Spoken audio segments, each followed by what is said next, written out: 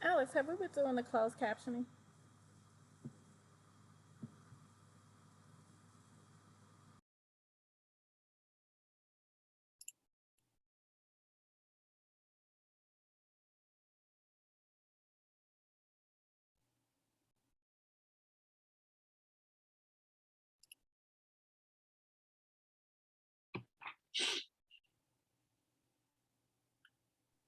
Angela, do you see the option for you on your end?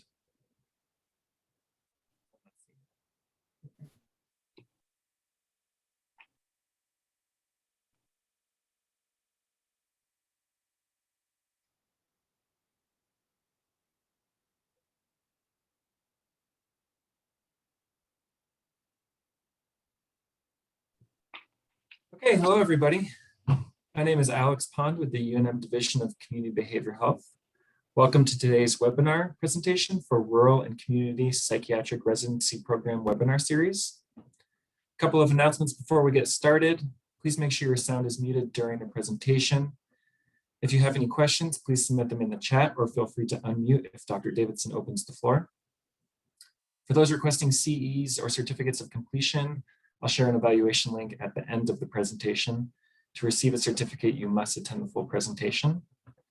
And those interested in ACME credits, I shared a link in the chat earlier for you to fill out. If you have any questions regarding that, please wait to the end of the presentation and I can help you with navigating any of issues you might come up with. And I now will hand it over to Dr. Davidson. Thank you. Great, thank you. So my name is Jay Davidson. I'm going to be presenting on first episode Psychosis today. And just as I go through my presentation, please feel free to ask any questions either in the chat or just speak up. There's also going to be time at the end for questions as well.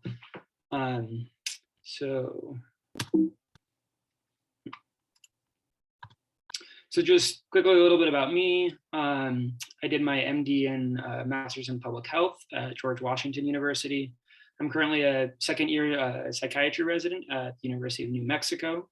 And prior to medical school, I spent 3 years as a social worker in Seattle, Washington. And I was working with people with serious mental illness who were experiencing homelessness. So here's some information about the continuing education credits. And this is just saying that I don't have any financial arrangements related to the content of this activity. And the views expressed in this presentation are those of me and not necessarily represent the views, policies, and positions of the University of New Mexico. And so kind of the main 3 goals that I'm hoping for this presentation are: 1, learning about prodromal symptoms of psychosis; 2, being able to identify the onset of a first episode of psychosis; and 3, identifying and learning how to refer patients to resources specifically at UNM for people experiencing either these prodromal symptoms or those experiencing an actual psychotic episode. So just to kind of start off, I wanted to get a little overview of some epidemiology of schizophrenia. So childhood onset schizophrenia usually begins before the age of 13 and comprises about 0.04% of the population in the United States. Early onset schizophrenia is between the ages of 13 and 18, and it's about 0.5% of the population worldwide. And adult onset schizophrenia begins after the age of 18. The mean length of untreated psychosis is approximately 1 year. And the mean length of total illness untreated, which is really the prodrome plus psychosis, is on average about 3 years. So just briefly, a little neurobiology about schizophrenia. It's progressive gray matter volume reduction in the prefrontal cortex and temporal cortex. And these have been linked to greater symptom severity and earlier age of illness onset. And some considerations for youth. Youth with early onset schizophrenia frequently show greater premorbid deficits in attention, learning, and socialization compared with their counterparts with adult onset schizophrenia. So what is psychosis? Psychosis can be described as a change in how an individual experiences the world through perceptions, beliefs, thoughts, and behaviors. And we kind of split it up into a few different categories. These are positive symptoms, negative symptoms, and cognitive. Positive symptoms are kind of what we classically think of in psychosis. They are experiences and behaviors that have been added to a person's normal way of functioning. So hallucinations, these can come out in many different ways, but we have hearing, seeing, feeling, smelling, or tasting something that others don't. And next we have delusions, which are fixed false beliefs. So these are suspicions of others. And the next positive symptom is disorganization. So this is confused behavior, emotion, speech, or thoughts.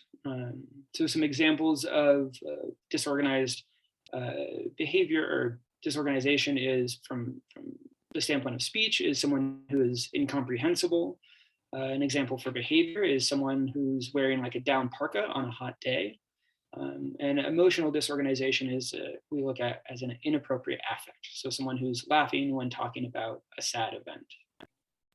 So the next part of negative symptoms are a little bit harder to recognize if you're not really focusing on it. And these are thoughts, feelings, and behaviors that are diminished or taken away from a person's normal functioning.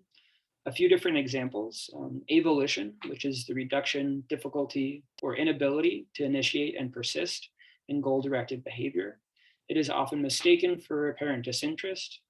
Some examples can include someone who's no longer interested in going out and meeting with friends, no longer interested in activities that the person used to show enthusiasm for, no longer interested in much of anything really, like sitting in the house for many hours a day, doing nothing.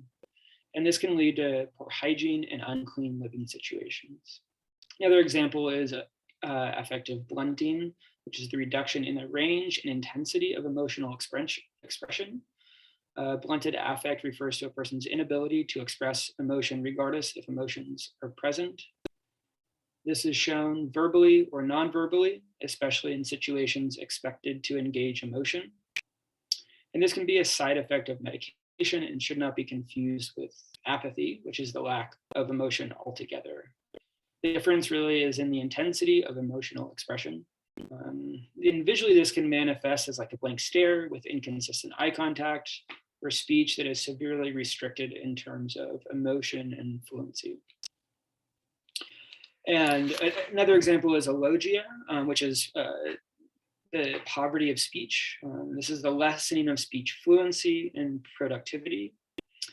A few examples are someone often manifested as a short, empty replies to questions. It can be described as a lack of unprompted speech. For example, a normal response to the question, how many kids do you have?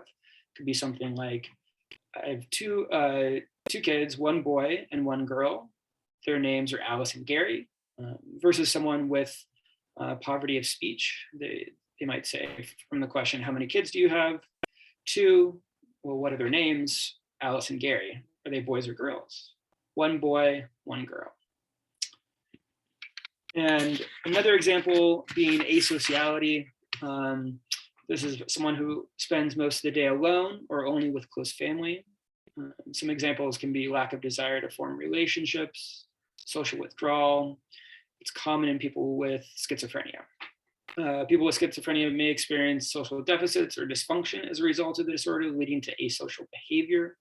And even when treated with medication for the disorder, they may be unable to engage in social behaviors such as maintaining conversations, accurately perceiving emotions in others, or functioning in crowded settings.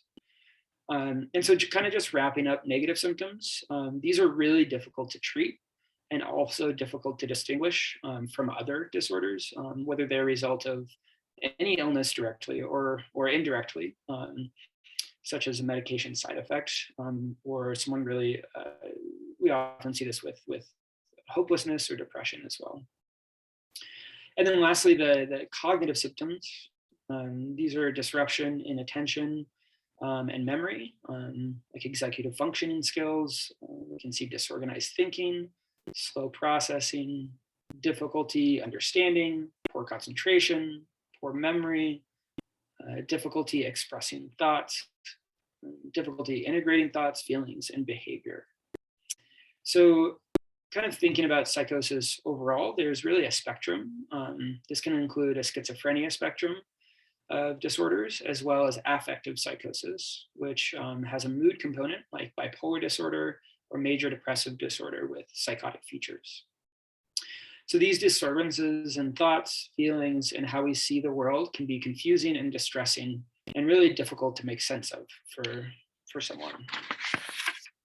And so just a few other quick stats.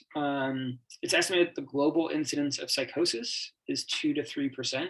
And that's not counting, or that's a broader umbrella than just schizophrenia, which is about 1%. In the US, 1/3 of all mental health care is on schizophrenia treatment. People with schizophrenia take up about 25% of the nation's hospital beds, and 10% of people with schizophrenia commit suicide. And the indirect costs of schizophrenia are very high. There's loss of work, time and money spent by caregivers, revolving door to inpatient hospitalizations, law enforcement costs, etc. So where I want to start off is really looking at the prodrome, which is the symptoms that we can see before the onset.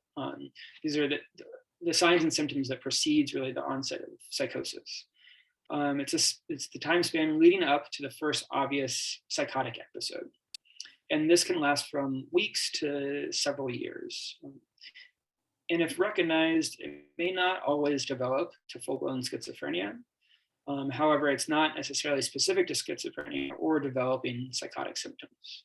And as you'll see as we go through the presentation, some of these symptoms can seem really vague and attributable to many other facets of someone's life. So identifying the prodromal phase, people first commonly experience negative or non-specific clinical symptoms, such as depression, anxiety symptoms, social isolation, and school or occupational failure. Advancing prevention and early intervention is vital to ameliorating these functional deficits. Identification of those most at risk for developing a psychotic disorder is a crucial step. The onset of psychosis may be preceded by weeks, months, or years of psychological and behavioral abnormalities, including disturbances in cognition, emotion, perception, communication, motivation, and sleep.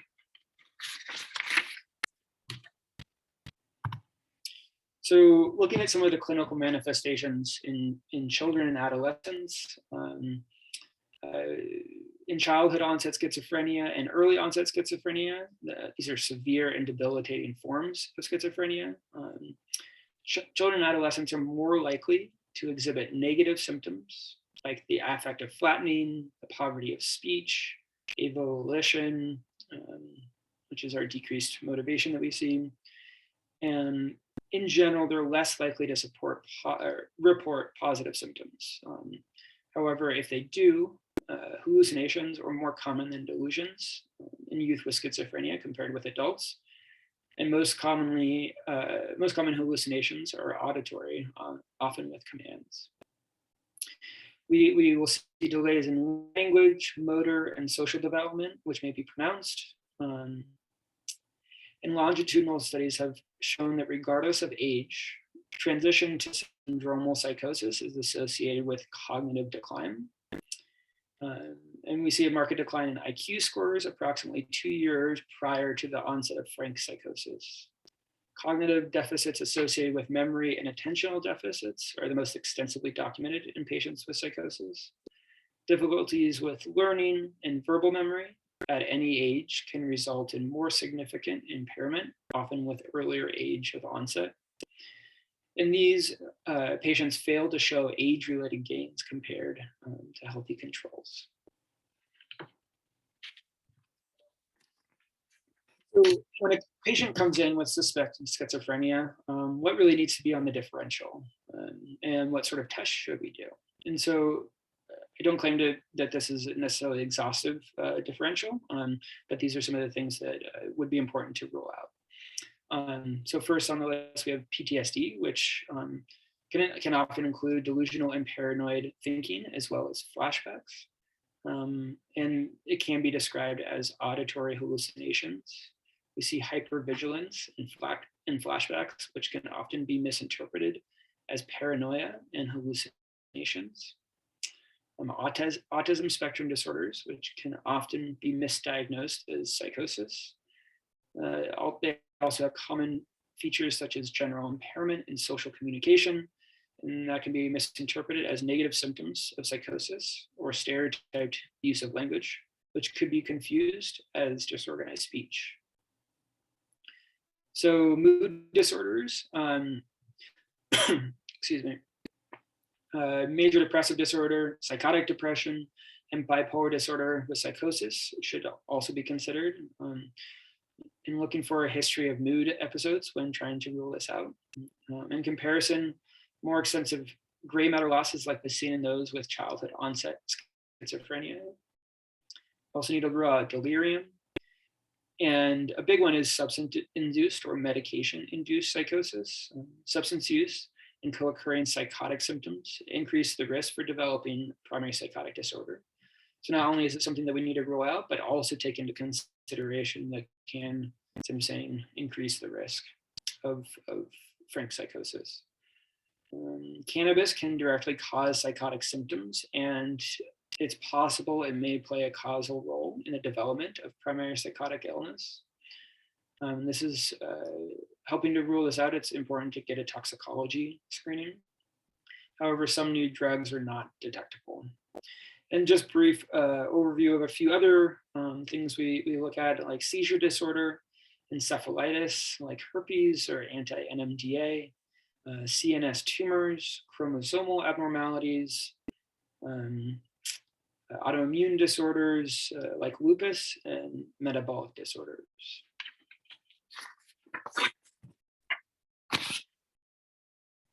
So a few special considerations for the assessment of children. Children may be unaware that they are experiencing auditory hallucinations. It is important to get an extensive lab workup of CBC, electrolytes, glucose, hepatic and renal function, TSH, syphilis, prolactin, hepatitis C, vitamin B12 and folate, ESR and ANA. And again, this is not necessarily exhaustive. The acute emergence of symptoms and evidence of delirium often warrant more extensive testing and may require CSF analysis, toxicology screening, and anti-NMDA receptor antibodies. Collateral information from schools can be critically important, and parents may unintentionally minimize the level of disorganization in youth by compensating for their impairments through providing a high level of structure in the home. And this would be excessive compared with age-matched peers or other kids in the family. It's also important to ask about sleep-wake cycles. So on this side, I have a little chart. The main things, what we can just start with looking at the green boxes. So first on the left, the active untreated phase. This is of psychosis. And you can see it in the bar of A, being the duration of untreated psychosis. This compared to the prodromal phase is obviously easier to see, but this is really an opportunity to be able to actually treat this psychosis that has yet to be treated. And with the orange boxes, the prodromal phase coming before the onset of psychotic symptoms, really looking at that bar of B, and this is the duration of untreated illness. And in reality, it would be ideal to be able to recognize and start treating these patients as early as the prodromal phase to really reduce that time of both the line of B and of A. So on here, I have another little chart on the right, I kind of want to transition a little bit to that first episode, which is the first occurrence of symptoms meeting threshold criteria for a psychotic disorder in duration, frequency, and severity. It can't be better explained by substance use or other medical condition. And the onset is most often late adolescence or early adulthood. There's decreased functioning and negative symptoms prior to positive symptoms. And importantly, it's often that diagnostic uncertainty is pretty normal. So I want to put your attention to the little graph at the right. This at least is kind of like a general concept of how we see the progression of someone to frank psychosis. So even from childhood, we can see cognitive, motor, and social impairment. Next, often we see anxiety and depressive symptoms. Next, we can sometimes see social withdrawal and subjective cognitive changes. And then this can turn into prodromal symptoms as we've described, and I will describe a little bit later on as well. And then this leads ultimately to psychosis. So, what I'm keep mentioning about this importance of early intervention of first episode psychosis, FEP. And there's been a lot of research around reducing the duration of untreated psychosis. And recent research indicates that the amount of time that a person suffers from untreated psychosis, this DUP, the duration of untreated psychosis, is often between 1 to 2 years. And the longer the DUP, the more challenging it becomes for a person to respond favorably to treatment. In the graph on the right suggests that if psychotics disorders are recognized earlier and individuals are referred to and utilize available treatment sooner, then functional disabilities that arise from psychotic disorders can be greatly reduced, including increased likelihood of recovery, full-time work, and weekly contact with friends. And even after the onset of psychosis, the first 5 years are considered a critical period in which interventions are more likely to be successful. And research primarily conducted outside the US has taken a look at the role of first contacts in guiding individuals with psychosis to appropriate services. First contacts are critical in guiding individuals to appropriate services quickly and efficiently. There are a multitude of potential first contacts for individuals developing psychosis, including primary care and emergency room doctors, psychiatrists and psychologists, police, courts, school counselors, and clergy. A systematic review of 30 studies found that the first contact for the largest proportion of patients was a physician. In 9 of 22 studies, the referral source for the greatest proportion of patients was emergency services. And these contacts later in the continuum of care, example, when there is a medical or mental health emergency, suggest that individuals are living with symptoms of psychosis for some time and are accessing care late in their disease trajectory. So what kind of options do we have for patients who are experiencing either a first episode of psychosis or even prior to that, prodromal symptoms? So there's something called coordinated specialty care. And it's aimed at helping people in the early stages of psychosis learn how to manage their symptoms and meet their life's goals by offering easily accessible, effective treatment and support. In general, the models have common elements, including psychotherapy, both individual, group, and family, low-dose pharmacotherapy, psychoeducation, case management, supported education and employment, and peer support. And there's common philosophies, including recovery, resiliency, and shared decision-making. And really, the client and team work together to make treatment decisions involving family members as much as possible. The goal is to link the individual with a CSC team as soon as possible with after psychotic symptoms begin. And while Psychopharmacologic treatments are the cornerstone of treatment for people experiencing a psychotic illness. Psychoeducation and psychological therapies such as CBT remain an essential adjunct.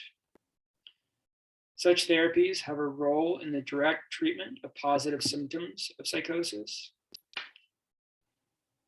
and can help to promote recovery and adaptation, and are also particularly important in the prevention of the secondary morbidity associated with psychotic disorders, such as depression and anxiety. CSC is typically delivered by 4 to 6 clinicians who maintain a shared caseload of about 30 to 35 individuals. And the pattern of recovery from psychosis really varies from person to person. Some people recover quickly with little intervention.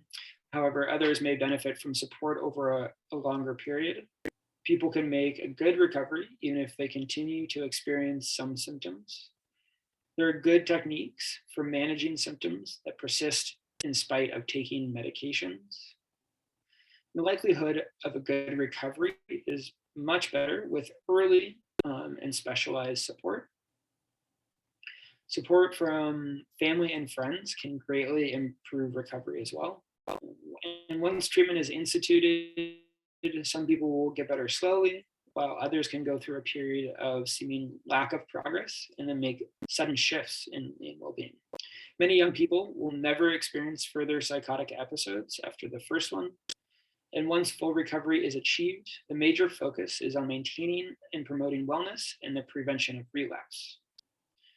Each relapse presents a potential risk point for the development of more enduring impairment and disability, and appears to contribute to treatment resistance. It is also useful to explain psychosis in terms of the stress vulnerability model, highlighting the interaction between biological predisposition and environmental influences, in particular the role of stress in lowering the threshold to psychosis. This can help emphasize the psychotic nature of psychosis, the episodic nature of psychosis, and to highlight the possibility for the patient to have some control over managing their illness. And as part of relapse prevention planning, it's important to talk about any prescribed medications and make sure individuals understand what each medication is for, and proactively dispel common myths about medication. So given the importance of continuing care, it's essential that the person's first experience of psychiatric care is managed carefully. The greater the trauma attached to the first treatment experience, the greater the risk that the young person and their family will fail to engage with psychiatric care in the long run. So drink some water real quick.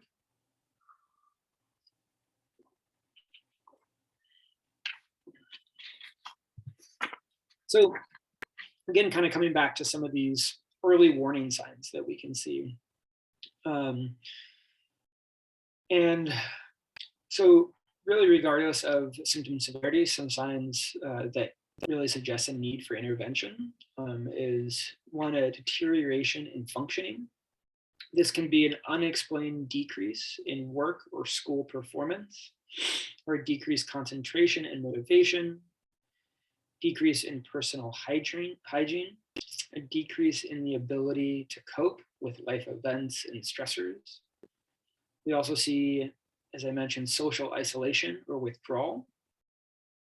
This can be a loss of interest in friends or extracurricular sports or hobbies, an increasing sense of disconnection or alienation. We can see family alienation, resentment, increasing hostility, and paranoia. And we see changes in behavior, thoughts, and emotions. This can be like heightened perceptual sensitivity, magical thinking, unusual perceptual experiences such as illusions or fleeting hallucinations, and unusual fears, which people may have insight when questioned. We also see disorganized or digressive speech, and there's uncharacteristic, peculiar behavior responsiveness, like affect, verbal responsiveness, or poverty of ideas. And then we also see cognitive impairments that occur in psychosis. And Research indicates that cognitive abilities are the best predictor of a person's ability to function in the world, at work or school or in social situations. And psychotic symptoms such as hallucinations, delusions, etc., are not as good as cognitive functioning in predicting whether a person is functioning in life roles or able to successfully return to life roles. Example, someone who is still experiencing hallucinations or delusions may still be able to keep working if their cognitive skills are intact. And decreased attention, speed of processing, memory, reasoning, and thinking abstractly, we can often see. We also see decreased ability to understand social information, like body language, emotional expression, or jokes. And so I've kind of described a lot of these symptoms, which can be kind of described as vague at best. And so how do we kind of bring these together to have a formal way of assessing someone's risk for psychosis or potential of these prodromal symptoms? And so there's not a ton of research out there. At UNM, they use a prodromal questionnaire. It's called the PQ-16. And there's different iterations of it. There's some that have like 90 questions, but the shortened PQ-16 is kind of nice and tidy to be able to quickly go through these questions if a provider or someone in the community is concerned about someone's behavior. And 9 of the items on the 16 questions are to assess perceptual abnormalities and hallucinations. 5 items assess unusual thought content, delusional ideas, and paranoia. And 2 items assess negative symptoms. So out of 16, there are some studies that have looked at a cutoff of 7 or more items marked as true, which shows a good sensitivity of 85 and an okay specificity of 42. And there was a study looking at a higher cutoff of 8, which produces less false positive, but also loses 8% of false negatives. So we can just briefly look at a few of the examples in the prodromal questionnaire. The first one, I put a box around of, I feel uninterested in things I used to enjoy. And the reason I put a box around this is an extremely vague symptom that someone can describe, which we could also easily see being attributed to something like depression. But really the bigger question is, does someone have more than just 1 or 3 of these, but looking at that cutoff of 7. And so looking at number 7, again, this is pretty vague, but I get extremely anxious when meeting people for the first time. I think a lot of people in their teens can have this, or even adults as well.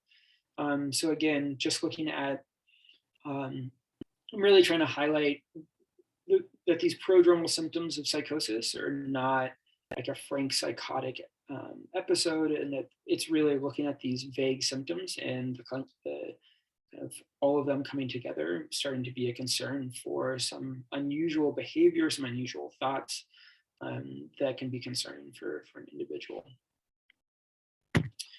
And so a few other of these, number 9, my thoughts are sometimes so strong that I can almost hear them. And I thought this one was interesting because it's kind of, sorry.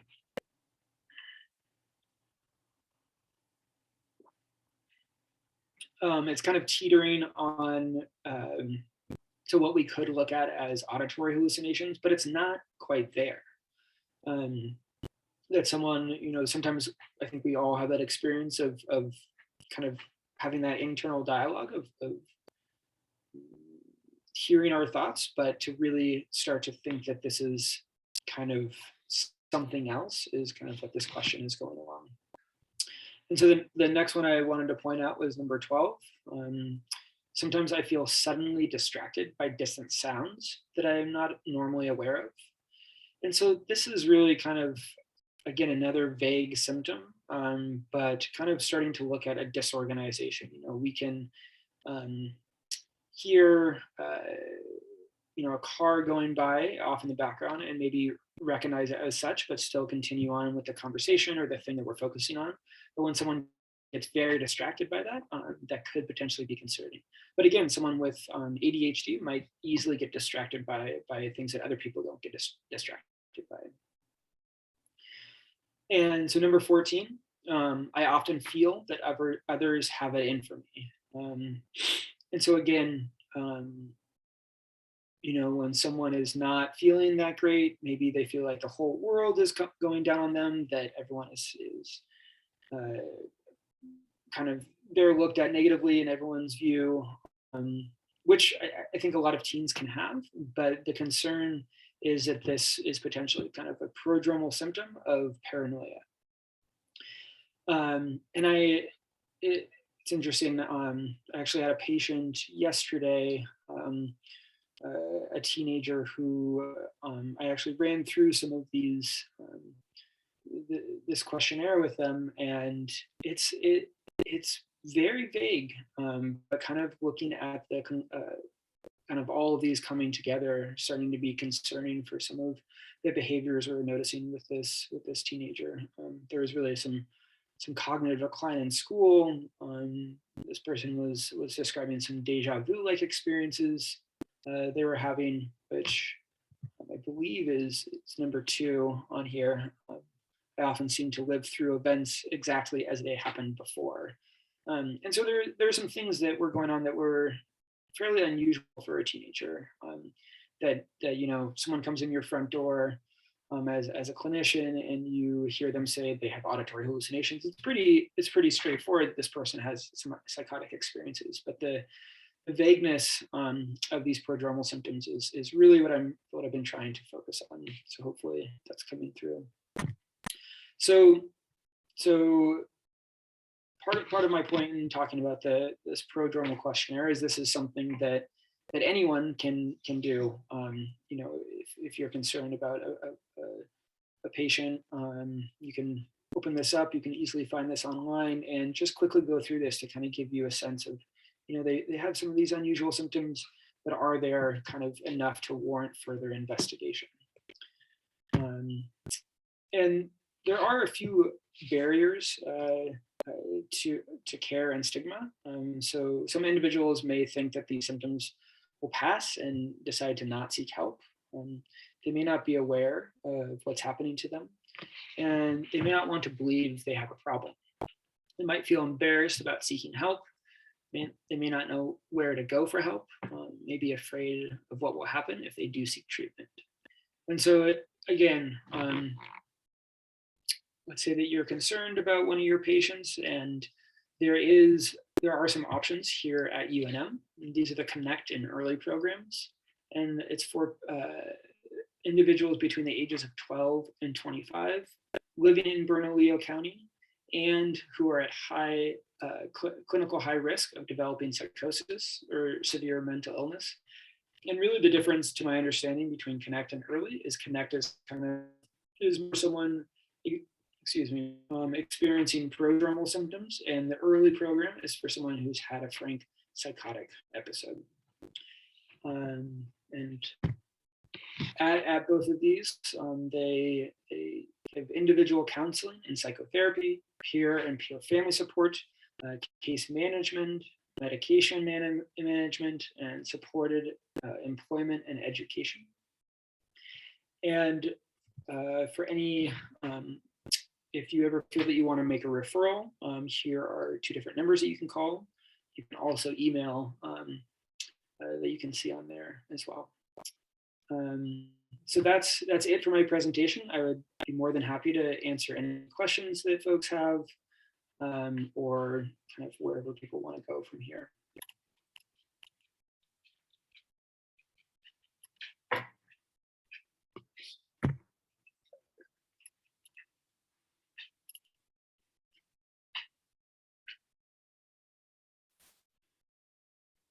And I think, it could also be if anybody has questions about like patients they've seen before, or unfortunately, I don't know of resources outside of Bernalillo County. but I am open to kind of whatever sort of questions or comments people have.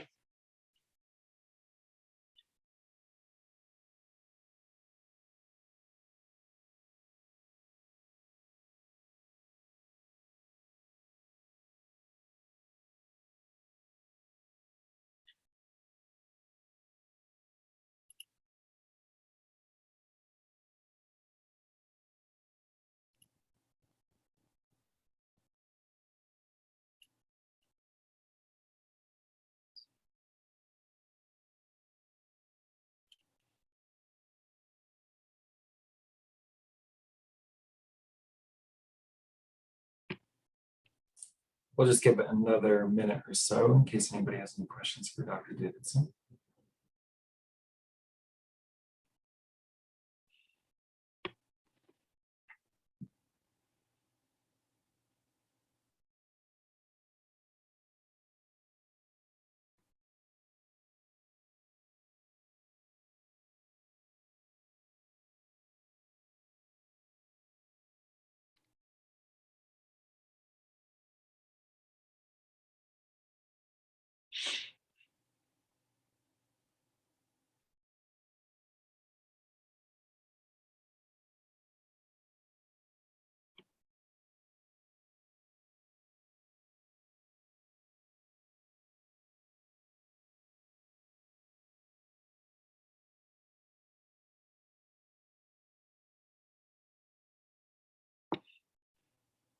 And I can pull back up, let's see here. I think on the last slide here, I have the link if that is where people need to get it.